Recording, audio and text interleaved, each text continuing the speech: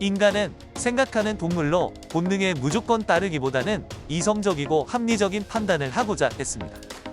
하지만 사람의 판단과 선택이 언제나 이성적이고 합리적이라고 보기는 어려운데요.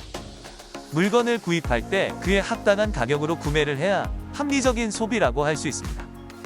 하지만 명품이나 여러 사치품들을 보았을 때 정말 그 가격만큼의 가치를 갖고 있는 물품인가에 대해서는 의문이 들 수밖에 없는데요. 10만원짜리 가방과 1000만원짜리 가방을 비교했을 때 품질이나 디자인 등 여러 면에서 1000만원짜리 제품이 더욱 우수할 수는 있습니다. 하지만 가격 차이만큼의 값어치를 하는가를 따져보면 그렇지 않은 경우가 더 많은데요.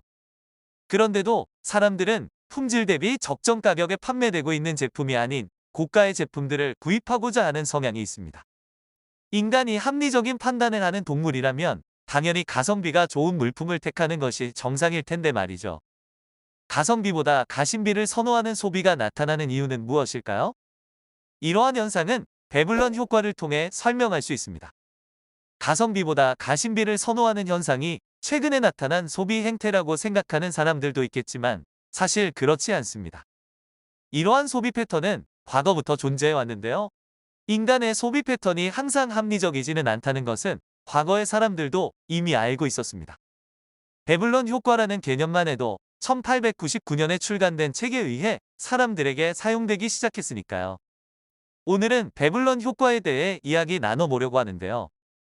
배블런 효과가 무엇인지 알아보기 앞서 이해를 돕기 위해 우선 가성비와 가심비의 뜻부터 알아보겠습니다.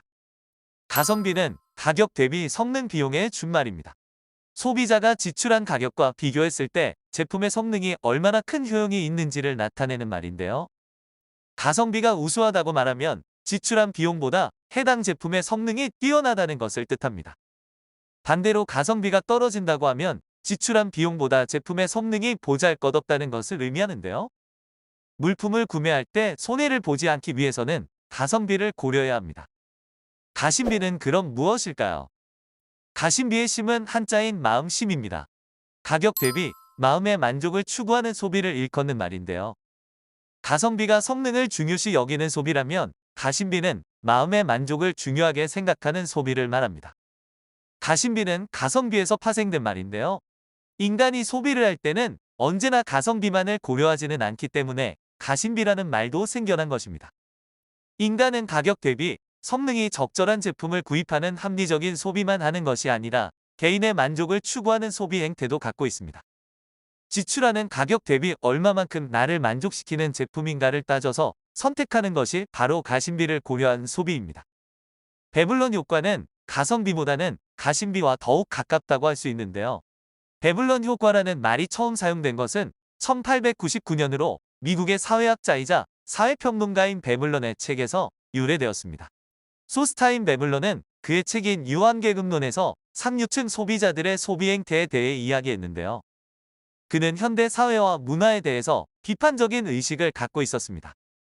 유한계급론에서 미국 자본주의 사회와 지배계급의 생활 양식을 분석하였는데요. 상류계급의 소비가 사회적인 지위를 과시하기 위해 이루어진다고 주장하였습니다.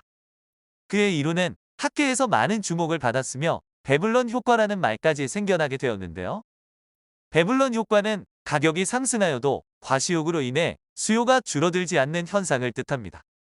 제품의 품질이 향상된 비율보다 가격이 향상된 비율이 더욱 크다면 당연히 해당 물품의 수요는 줄어들 것이라 생각하지만 사실은 그렇지 않은데요. 가격이 오르면 오를수록 희소성이 높으면 높을수록 더욱 선호하는 사람들이 있다는 것입니다. 이들은 정말 해당 제품의 품질이 우수해서 구입한다기보다는 자기의 능력을 과시하고자 하는 허영심으로 인해 소비를 하는 경향이 있는데요. 실제로 경제 상황이 아무리 악화된다고 하더라도 명품 수요는 꾸준히 있는 것이 그 예라고 할 수 있습니다. 명품을 소비하는 소비자들은 한정판에 특히 관심이 높은데요. 누구나 손쉽게 구입할 수 있는 상품에는 관심이 없습니다. 다른 사람들이 구입하기 힘든 값비싸고 희귀한 상품을 선호하는데요. 아무리 가격 대비 품질이 좋은 제품이라도 모두가 갖고 있는 흔한 제품이라면 구입하지 않는 경향이 있습니다. 이러한 현상을 속물 효과라고 하는데요. 속물 효과는 어떤 상품에 대한 소비가 늘어나게 되면 그 상품에 대한 수요가 줄어들게 되는 소비 현상을 말합니다. 다수의 사람이 소비하는 제품은 꺼리고 다른 사람들이 소비하기 어려운 고가의 제품을 구입하고 싶어하는 속물 근성에서 유래된 경제용어입니다. 남들은 갖지 못하는 값비싼 제품을 소유함으로써 나는 다른 사람들과는 다르다는 특권의식과 우월의식을 갖게 되기도 하는데요. 남들과는 다른 특별한 사람으로 본인을 인식하는 것이 백로와 비슷하다고 해서 백로 효과 혹은 스놉 효과라고 부르기도 합니다. 속물 효과는 명품이나 사치품을 소비하는 사람들에게서 흔하게 나타나는 현상이며 특정 상품에 대해서 다른 사람의 수요가 소비에 영향을 미치게 됩니다. 그런데 배블런 효과는 일부의 부자들에게서만 나타나는 현상일까요? 부자들이 명품과 사치품을 많이 구입하는 것은 사실이지만 중산층을 비롯하여 아직 개인의 소득이 존재하지 않는 대학생과 고등학생들까지 명품을 갖고 싶어 합니다. 부잣집 자식인 것도 아니고 본인은 아직 직업이 없는 학생임에도 불구하고 명품을 소비하는 사람들이 있는데요.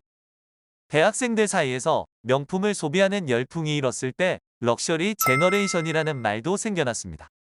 럭셔리 제너레이션은 명품을 소비하는 행위를 통해 자아 정체성을 찾고자 하는 세대를 일컫는 말입니다. 명품족을 가리키는 말로 고가의 액세서리나 가방, 정장 등을 소비하는 것으로 본인의 정체성을 찾으려 하는데요. 럭셔리 제너레이션의 특징은 중고 명품은 구입할지라도 가짜 명품은 구입하지 않는다는 것입니다. 정품과 가품을 구별할 수 있는 정보가 온라인상에 워낙 많기 때문에 본인의 정체성을 오염시킬 수 있는 가품은 쓰지 않는 것인데요. 우리나라에서는 럭셔리 제너레이션이 명품을 소비하는 새로운 주체인 20대 대학생들을 뜻하지만 미국에서는 조금 다른 의미로 사용됩니다. 명품을 소비하는 행위를 통해 상류층의 소비를 모방하는 여피족인 고소득의 젊은 부자를 일컫는 말로 미국에선 쓰이고 있습니다.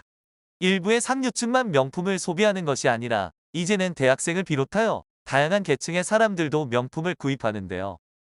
그렇기 때문에 명품 중에 명품인 더욱 고가의 제품과 사치품들이 등장하기도 하고 명품의 가격이 상승하기도 합니다. 가격이 상승하면 상승할수록 사람들은 더욱 갖고 싶어 하는데요. 그렇기에 VIP를 타깃으로 하던 마케팅에서 VVIP를 타깃으로 하는 마케팅 전략도 생겨났습니다. 아주 극소수의 상류층을 상대로 어필하는 마케팅 전략인데요. 사람들은 왜 고가의 제품을 원하는 것일까요? 가격이 품질을 나타내기 때문에 고가의 제품을 원하는 것이 아닐까 생각할 수도 있습니다. 하지만 이것이 진실일까요? 가격이 품질의 지표를 나타낸다고 믿는 것을 가격 품질 연상 심리라고 하는데요. 일반적으로 가격이 저렴한 것보다는 가격이 비싼 것이 품질이 우수할 수는 있습니다. 하지만 항상 이 이론이 맞는 것은 아니며 가격이 품질과 정확하게 비례하여 비싼 것이 아니라 명품이나 사치품들은 품질 대비 가격이 상당히 비쌉니다. 그렇기에 사람은 정말 나에게 필요하고 품질이 우수한 제품만 원하는 것이 아닌 남이 가진 것과 비교했을 때 비싼 것을 원한다고 볼 수 있는데요. 이를 증명할 수 있는 사례로 스토우퍼 분석이 있습니다. 스토우퍼 분석에 따르면 전체적으로 진급이 어려운 제도에서는 사람들이 해당 제도에 대해 만족하지만 진급이 원활하게 이루어지는 제도에 대해서는 오히려 불만을 갖게 된다고 합니다. 사람은 객관적으로 얼마나 제도가 좋으냐, 그렇지 않으냐를 따지기보다는 다른 사람들과 비교하게 되는 심리를 갖고 있다는 것을 알 수 있는데요. 절대적으로 내가 얼마나 성취를 이뤘느냐를 따져서 기뻐하기보다는 다른 사람과 비교했을 때 내가 얼마나 더 성취를 이뤘느냐에 따라 기뻐한다는 것입니다. 그리고 사람들의 상대를 질투하고 시기하는 마음은 평등사회에서 더 뚜렷하게 나타나는데요. 내가 다른 계급으로 이동할 수 있는 가능성이 더욱 높을수록, 그리고 서로 평등할수록 작고 사소한 불평등에도 민감하게 반응하고 불만을 갖게 된다는 것입니다. 귀족과 노예가 존재하던 신분사회에서 오히려 귀족에 대해서 평민들이 갖는 질투가 적었다고 하는데요. 사회가 평등해지면 평등해질수록 서로 비교하고 질투하는 현상은 더욱 강하게 나타납니다. 그리고 이러한 현상이 경쟁적인 소비 지출을 부추기게 되는데요. 배블러는 유한계급론에서 부에 대한 욕망은 그 성질상 만족할 줄 아는 사람이 거의 없다고 했습니다. 평균적인 부를 축적하였다고 할지라도 그 욕망은 충족이 될 수 없는데요. 부를 평균보다 많이 쌓거나 혹은 남들과 공정하게 분배되었다고 할지라도 그 욕망은 충족될 수 없다고 그는 주장합니다. 왜냐하면 부를 축적하고자 하는 욕구가 재화의 축적을 통해서 다른 사람들을 능가하고 싶은 욕망에서 기인한 것이기 때문이라고 하는데요. 다른 사람과 비교했을 때 내가 남보다 더 많은 재력을 갖는 것, 절대적 성공이 아니라 상대적 성공을 원하는 것이 배블런 효과가 나타나는 이유라고 할 수 있습니다. 상대와 나를 비교하는 과정을 통해서 인간은 자신의 가치를 평가하는 것입니다. 서울대 소비자학과 김난도 교수의 사치의 나라, 럭셔리 코리아에서 그는 사치 소비의 유형을 4가지로 구분하였는데요. 과시형, 질시형, 환상형, 동조형으로 나누었습니다. 과시형은 타인에게 본인을 과시하기 위하여 소비하는 것을 말하는데요. 질시형은 열등감에 기인한 소비 패턴으로 나라고 못할 게 뭐 있냐라는 마음으로 소비하는 것을 뜻합니다. 환상형은 명품을 소지함으로써 본인이 더 괜찮은 존재가 될 수 있을 것이라는 믿음으로 소비하는 것을 말하는데요. 동조형은 주변에서 소비하는 사람들이 많거나 유행을 할 때 그 흐름에 뒤처지지 않기 위해서 소비하는 것을 말합니다.